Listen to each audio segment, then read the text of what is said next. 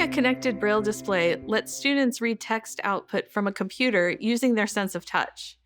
As you'd probably guess, this can be really beneficial for low vision and blind students who read Braille, but I've also found that kids are really interested in watching their classmates use the tool, which does a lot for teamwork. Braille displays also work with sheets and slides, but for now, let's just walk through how to use it with Google Docs.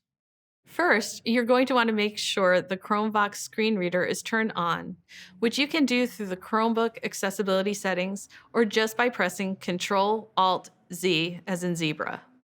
With that out of the way, go ahead and navigate to the Tools menu in Google Docs, select Accessibility Settings, and turn on Screen Reader Support and Braille Support.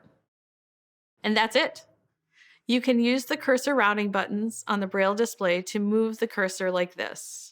And you can still use your Braille display for a lot of the screen reader and Google Docs keyboard shortcuts that you might be used to, like making text bold with Ctrl-B.